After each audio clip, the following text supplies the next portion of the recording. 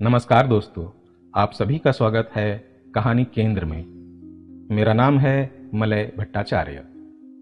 आज आप सुनेंगे आर के नारायण द्वारा लिखी एक कहानी शहीद का कोना। दोस्तों, अगर मेरे चैनल पर प्रस्तुत कहानियां आपको अच्छी लग रही हैं तो चैनल को सब्सक्राइब करिएगा, कहानियों को लाइक और शेयर करिएगा और अपनी प्रतिक्रियाओं से अवगत भी कराइएगा। तो चलिए शुरू करते हैं आज की कहानी।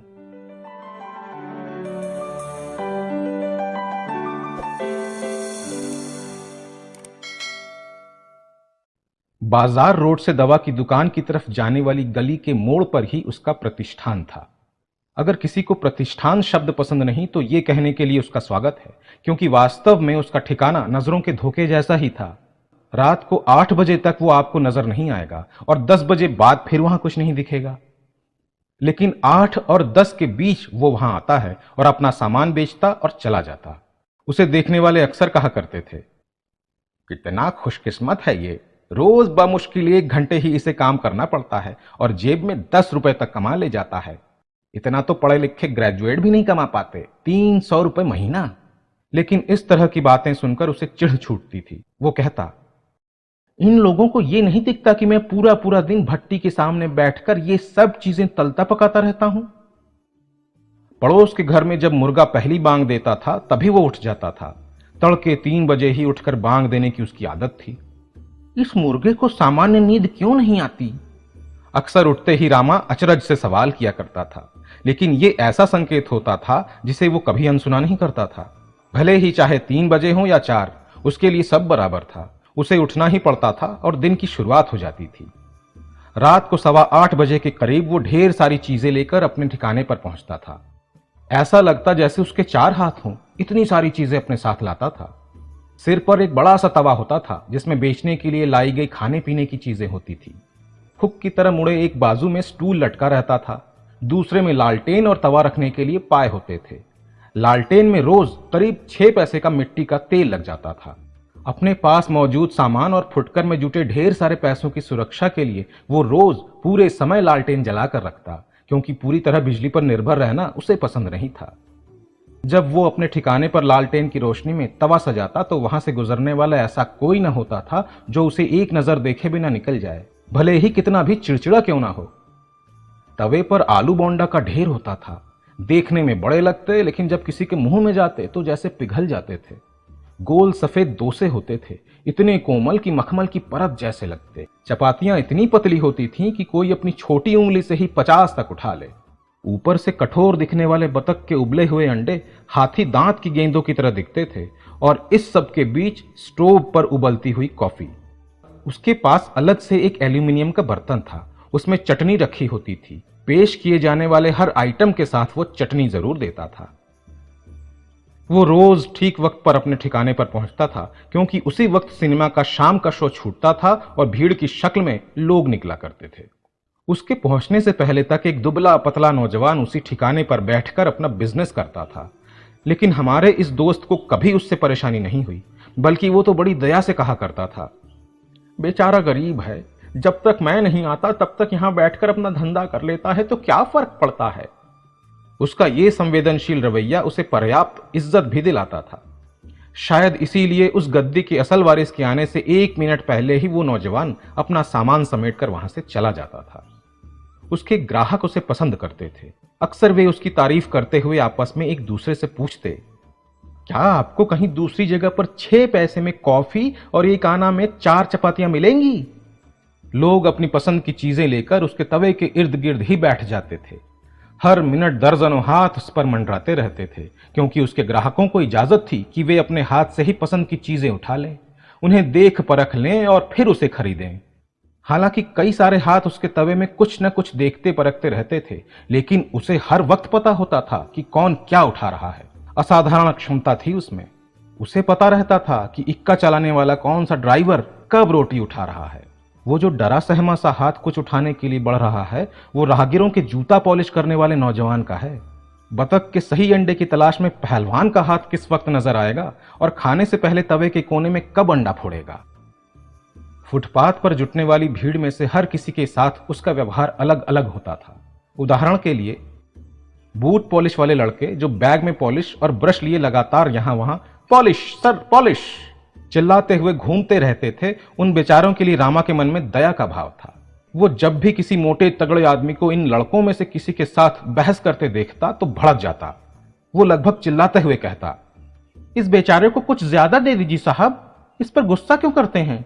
अगर आप इसे एक आना ज्यादा दे देंगे तो ये भी एक डोसा और चपाती खा लेगा, वैसे तो ये पूरे दिन आधे पेट ही रहता है। उनका अंतड़ियों से चिपका पेट और धंसी हुई आंखें देखकर उसका दिल फट जाता था। उनके शरीर पर फटे चिथड़े कपड़े देखकर उसे तकलीफ होती थी, और जब वे लड़के बड़ी बेताबी के साथ अपने बैग एक किनारे रखकर उसके पास आते थे तो उनकी ये हालत देखकर वो बहुत दुखी हो जाता था। लेकिन वो कर क्या सकता था? वो उनकी मदद के लिए कोई शो कर सके, ये संभव नहीं था। उनके मांगने पर वो उन्हें बिल्कुल नाप कर आधा गिलास कॉफी देता था, लेकिन वे उतनी सी कॉफी की भी अपना मन भरने तक चुस्कियां लेते रहते थे। चुस्कियां क्या लेते थे, चिपके रहते थे। एक अंधा भिखारी था। वो एक होटल के सामने बैठकर पूरे दिन भीख मांगता रहता था। दिन के अंत में वो भी रामा के पास आता था। भीख में मिले थोड़े बहुत पैसों के बदले खाने की मांग करता था। ऐसे ही घास बेचने वाली औरतें, इन औरतों को खाने पीने की चीजें देना उसे सख्त नापसंद था, क्योंकि उनकी तीखी कर्कश आवाज से उसके दिमाग की नसें ठस चुकी थीं। ये औरतें उसके पास तभी आती थीं जब वे सिर पर रखकर लाए अपने घास के गट्ठर पूरी तरह ठिकाने लगा चुकी होती थीं या बेच चुकी होती थीं। और वो लंगड़ा कर चलने वाला मक्कार सा आदमी रोज शाम को खाने पीने का कुछ मिला जुला सा सामान खरीदता था, फिर उसे फुटपाथ के ठीक सामने पेड़ के नीचे खड़ी वेश्या टाइप महिला के पास ले जाता था। कुल मिलाकर उस इलाके में जुटने वाले आदमी औरतें दिन में अपने अपने काम धंधे से जितने भी सिक्के जमा करते थे, उनका एक हिस्सा अंत में शाम को रामा के पास आ चुका होता था। वो उन पैसों को अपनी शर्ट के नीचे गले में लटका कर रखी गई कपड़े की थैली में रखता था, और जैसे ही पास के थिएटर में रात का शो शुरू होता वो इसे लेकर घर के लिए निकल जाता था। वो बाजार के पीछे वाली दूसरी गली में रहता था। घर पहुंचते ही बीवी दरवाजा खोलती और घर के भीतर से जले हुए तेल की गंध हवा के साथ उसके नथनों में घुस जाती थी। ये गंध उसके घर में हर वक्त फैली रहती थी। घर में घुसते ही बीवी उसका पूरा बोझा उतरवा लेती, साथ ही गले में पड़ी पैसों वाली कपड़े की थैली भी लपक लेती और तुरंत पैसे गिनने लगती थी। फिर वे दोनों उस कमाई पर निगाहें जमाए हुए कहते, सुबह हमने 5 रुपए लगाए थे, उनसे 5 रुपए का और फायदा हो गया। वे कमाई और खर्च के इस पूरे रहस्यमयी गुणा भाग पर काफी देर तक बारीकी से सोच विचार करते। इसके बाद बीवी कुछ पैसे आगे के लिए बतौर पूंजी उसी कपड़े की पोटली में रख देती और मुनाफे की रकम लकड़ी के छोटे से संदूक में रख लेती थी। ये संदूक वो सालों पहले अपने मायके से लाई थी। रात के खाने के बाद रामा तमाकू के साथ पान का पत्ता मुंह में दबाता और तख्त पर सो जाता। सोते ही सपनों में खो जाता कि कोई ट्रैफिक पुलिस का सिपाही उसे अपनी जगह से हटाने में लगा है। स्वास्थ्य विभाग का इंस्पेक्टर जोर जोर से कह रहा है कि यह आदमी कई तरह की बीमारियां फैलाकर शहर की आबादी कम कर रहा है, लोगों को मार रहा है। हालांकि असल जिंदगी में उसे कोई इतनी गंभीरता से नहीं लेता था। ट्रैफिक पुलिस का सिपाही जब ड्यूटी के बाद जाने को होता तो वो अक्सर उसे खाने की किसी चीज का पैकेट हाथ में थमा देता था। पास से जब तब गुजरने वाले स्वास्थ्य विभाग के कर्मचारियों को भी वो इसी तरह के पैकेट थमा दिया करता था। स्वास्थ्य विभाग का अफसर भी बेशक उसके पास आता था और हिदायत देता, देखो तुम खाने पीने की ये सभी चीजें ढक कर रखा करो, नहीं तो किसी दिन मैं ये सब उठाकर फेंक दूंगा, ध्यान रखना। लेकिन वो काफी दयालु था, इसलिए कभी उसने अपनी धमकी पर अमल नहीं किया। हाँ, निजी बातचीत में अचरज जरूर करता था। मुझे समझ नहीं आता इसके ग्राहक ये असुरक्षित खाना खाने के बावजूद बच कैसे जाते हैं। मेरे ख्याल से इस तरह की चीजें खा खाकर लोगों के भीतर भी थोड़ी प्रतिरोधक क्षमता पैदा हो जाती है। नहीं तो देखो ना कैसे उसकी खाने पीने की चीजों पर चारों तरफ से उड़ने वाली धूल बैठ रही है और पीछे से बहने वाला नाला अलग से। निश्चित तौर पर रामा साफ सफाई के सभी स्थापित नियमों का खुला उल्लंघन कर रहा था। इसके बावजूद उसके ग्राहक न सिर्फ उसके असुरक्षित खाने की मार से बचे हुए थे, बल्कि उनकी तादाद भी बढ़ती जा रही थी। सालों से वे लोग यही सब चीजें खा रहे थे, लेकिन किसी की तबीयत में खराबी के कोई भी लक्षण नजर नहीं आते थे। रामा की जिंदगी को बेहद संतुष्ट माना जा सकता था। न तो किसी किस्म का विद्रोह, न ही सीने में कोई जलन। साफ सुथरी मेहनत और अथक कोशिशों के नतीजे में उसे ये संतोष भरी जिंदगी मिल पाई थी। उसके काम और पैसे कमाने के तौर तरीकों से कभी किसी को नुकसान नहीं पहुंचा, और तमाम शंका आशंकाओं के बावजूद खाने पीने की उसकी चीजों से कभी किसी की मौत नहीं हुई, बल्कि कोई बीमार तक नहीं हुआ। जबकि म्यूनिसिपल प्रशासन तो हमेशा इसी आशंका में रहता था। तो फिर उसकी जिंदगी हमेशा इसी तरह सुखी, संतुष्ट और शांत क्यों नहीं रह सकती थी? लेकिन कैसे रहती? इंसान की जिंदगी में इस तरह का सुरक्षित जीवन बेहद मुश्किल और नायाब जो है। कहीं भी बहुत ज्यादा सुख संतोष देखकर लगता है भगवान को भी जलन होने लगती है, और वे कभी भी उस जगह पर अचानक अपनी नाखुशी जाहिर कर देते हैं। ऐसे ही एक रात रामा रोज की तरह अपने ठिकाने पर पहुंचा। उसने देखा कि जहां वो बैठता था वहां बड़ी भीड़ जमा है। पहुंचते ही उसने अधिकारपूर्वक लोगों से कहा, हटो भाई, थोड़ा रास्ता दो। लेकिन उसकी बात पर किसी ने ध्यान नहीं दिया। वो स्टेशनरी का सामान बेचने वाला लड़का था जो बाहें चढ़ाते हुए आया था। उसने बताया, शाम से ही ये लोग किसी चीज को लेकर झगड़ा कर रहे हैं। किस बात पर? रामा ने पूछा। किसी चीज पर, लड़के ने बताना शुरू किया। एक आदमी सेल्स टैक्स ऑफिस के पास कोई वोट या किसी और चीज के नोटिस वगैरह बांट रहा था, तभी उसे मार दिया गया। ये निजी रंजिश की लड़ाई हो सकती थी, लेकिन अपने को क्या करना है? जो लड़ना चाहते हैं उन्हें लड़ने दो। तभी कोई बोला, तुम्हारी हिम्मत कैसे हुई हम लोगों के बारे में ऐसी बात करने की? हर कोई उस आदमी की तरफ देखने लगा। तभी भीड़ में से कोई आवाज आई, क्या कोई आदमी बात भी नहीं कर सकता क्या?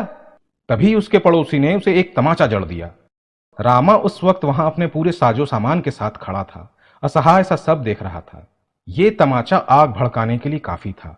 देखते ही देखते किसी दूसरे आदमी ने तमाचा मारने वाले को तमाचा खींच मारा, फिर उसको भी किसी तीसरे ने।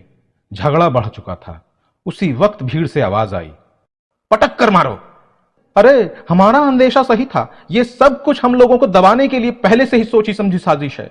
दूसरे गुट की तरफ से आवाज आई। लोग चिल्ला रहे थे। सोडा वाटर की बोतलें मिसाइल की तरह इस्तेमाल की जा रही थीं। सब एक दूसरे की पिटाई कर रहे थे। तभी कुछ लोगों का एक और गुट वहां आया और मांग की कि यहां की सभी दुकानें बंद कर दी जानी चाहिए। क्यों?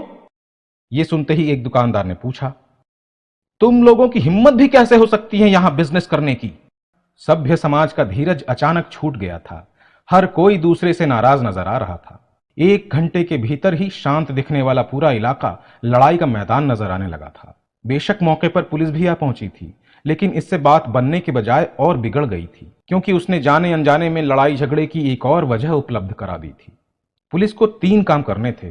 पहला, कानून व्यवस्था की स्थिति बनाए रखनी थी। दूसरा, खुद को किसी भी तरह पक्षपाती होने से बचाए रखना था। तीसरा, झगड़े में जिस पक्ष के लोग कथित तौर पर घायल हुए थे उसे बचाना था। दूसरी तरफ इलाके में जो दुकानें अब तक बंद नहीं की गई थीं, उन्हें लूटा जा रहा था। ये एक अलग सीन था। पास ही मौजूद सिनेमा हॉल खाली हो चुका था। भीड़ पूरी की पूरी यहां से बाहर जमा थी। लोग अलग अलग जगहों पर झुंड के झुंड इकट्ठा थे। चाकुओं से हमला करने वाले फरार हो गए थे। घायल लोग पड़े चीख चिल्ला रहे थे। एम्बुलेंस की गाड़ियां यहां वहां दौड़ रही थीं। भीड़ को नियंत्रित करने के लिए पुलिस को लाठियां भाजनी पड़ी थीं। इतने से काम नहीं चला तो आंसू गैस के गोले दागे गए। इसका भी असर न होते देख अंत में पुलिस को फायरिंग करनी पड़ी, जिसमें कई लोग मारे गए। लोग बताते हैं कि करीब 3000 लोगों की मौतें हुई थी, जबकि अफसरों का दावा था कि पुलिस की फायरिंग में सिर्फ 5 लोग ही घायल हुए और 4 मारे गए हैं। इस दंगे फसाद से बचने के लिए रामा एक जगह छिप गया था। आधी रात के वक्त जब उसने देखा कि हालात कुछ ठीक हुए हैं, तो वो वहां से निकला और घर चला गया। अगले दिन रामा ने पत्नी से कहा, मैं रोज जितना सामान ले जाता हूं आज उतना नहीं ले जाऊंगा। मुझे नहीं लगता कि आज वहां कोई भी नजर आएगा। भगवान जाने किस दुष्ट ने उन लोगों का दिमाग खराब कर दिया था। वे सिर्फ वोट के लिए एक दूसरे को मारने पर उतारू हो गए थे। रामा का अनुमान सही था। मार्केट रोड और उस कोने में जहां रामा बैठता था, आज आम जनता से ज्यादा पुलिस वाले नजर आ रहे थे। बल्कि उस कोने की सुरक्षा तो कुछ ज्यादा ही कड़ी थी। उसे अपनी दुकान आज रोज के ठिकाने से दूर किसी दूसरी जगह लगानी पड़ी। एक पुलिस अफसर ने उसे वो जगह बताई थी। करीब 10 दिन बाद हालात सामान्य हुए। अखबारों में खबर आई थी कि इस दंगे फसाद की पूरी जांच कराई जाएगी। पता लगाया जाएगा कि पुलिस की फायरिंग उचित थी या नहीं। उसने दंगाइयों को रोकने के लिए पहले किस तरह के एहतियाती कदम उठाए, या फिर सीधे ही फायरिंग शुरू कर दी। फुटपाथ पर अखबार बेचने वाले हॉकरों की आवाज सुन सुनकर रामा पूरा माजरा समझने की कोशिश कर रहा था, या कहें कि समकालीन इतिहास की उधड़ती परतों का मूक दर्शक बना हुआ था। बहरहाल कुछ एक दिन निकले तो एक रोज उसने पुराने ठिकाने पर फिर दुकान जमाने की कोशिश की।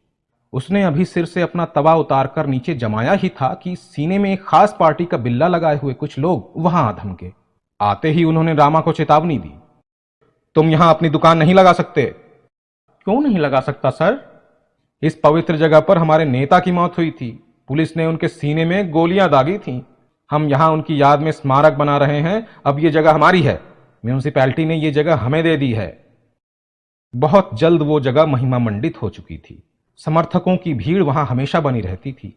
दान पेटी भी लगा दी गई थी। उसमें आते जाते लोग सिक्के डालते थे। रामा से बेहतर ये कौन जानता था कि ये जगह पैसे आकर्षित करने के लिहाज से कितनी मुफीद है। उन लोगों ने भी कुछ ही दिनों में स्मारक बनाने के हिसाब से पर्याप्त पैसे इकट्ठे कर लिए। वहां पत्थर की स्मारिका लगा दी गई और उसके चारों तरफ खूबसूरत बाड़ बना दी गई। इर्द गिर्द फूलों के गुलदस्ते रख दिए गए। जगह अब पूरी तरह बदल चुकी थी।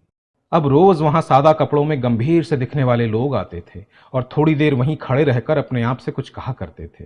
रामा को अब उस जगह से करीब 200 गज की दूरी पर अपनी दुकान लगानी पड़ती थी, गली से काफी दूर। इस तरह अब वो अपने ग्राहकों की नजर से काफी दूर हो चुका था। सिनेमा हॉल से बाहर आने वाली भीड़ उससे दूर से निकल जाती थी। इक्का चलाने वालों को भी वहां खड़े होने में परेशानी होती थी। वे जैसे ही कुछ खाने पीने के लिए अपनी गाड़ी खड़ी कर वहां रुकते, ट्रैफिक पुलिस वाले उन्हें हटाने लगते। कई बार मुंह में भरा कौर लिए ही उन्हें वहां से हटना पड़ता। बूट पॉलिश करने वाले लड़के भी सामने फुटपाथ पर बैठे ढोंगी से दूसरे दुकानदार के नियमित ग्राहक बन चुके थे और उस दुकानदार की किस्मत चमकती जा रही थी। आजकल रामा बहुत कम मात्रा में खाने पीने की चीजें बनाकर लाता था, लेकिन उसमें से भी काफी कुछ बच जाया करता था जिसे वो अपने घर ले जाता। उसमें से कुछ वो खुद खा लेता था और पत्नी की सलाह मानकर बाकी को फिर गर्म करके अगले दिन बेचने के लिए ले जाता था। लोग उसकी उन चीजों का स्वाद लेकर अब अक्सर नाक भौं सिकोड़ने लगते थे। वे कहते, रामा की लाई चीजों में अब वो पहले जैसी बात नहीं रही, उसकी क्वालिटी लगातार खराब होती जा रही है। बातें एक से दूसरे तीसरे तक फैलने लगीं। एक रात जब वो सिर्फ 2 आना लेकर घर पहुंचा तो तखत पर लेटे लेटे ही उसने पत्नी से कहा, लगता है हमारा काम धंधा अब चौपट हो चुका है। अब हमें इसके बारे में और नहीं सोचना चाहिए। उसने अपना तवा, चिमटा और लैंप सब समेट कर रख दिया। उसने अपने आप को रिटायरमेंट के बाद वाली जिंदगी के लिए तैयार कर लिया था। कुछ वक्त निकला, फिर जब बचत के उसके पूरे पैसे खत्म हो गए तो एक दिन वो कोहिनूर रेस्टोरेंट जा पहुंचा। उस रेस्टोरेंट के लाउडस्पीकर पूरे दिन चीखते रहते थे। वहां जाकर वो नौकरी के लिए लाइन में लग गया। महीने की 20 रुपए पगार पर उसे नौकरी मिल गई। अब रोज 8 घंटे वो टेबलों के इर्द गिर्द मंडराता रहता था। लोग आते और चले जाते थे। रेडियो के संगीत का अतिरिक्त शोर कई बार उसके दिमाग की नसों को ठस कर देता था। फिर भी वो वहीं रहता था, रहना पड़ता था। कभी कभार जब कोई ग्राहक बेहद बदतमीजी से उससे बात करता तो वो खुद को नहीं रोक पाता, कह बैठता, ढंग से बात कीजिए भाई साहब, मैं भी कभी होटल का मालिक हुआ करता था। इस तरह वो पुरानी यादों को तरोताजा कर लेता था। अब यही उसके संतोष का जरिया था।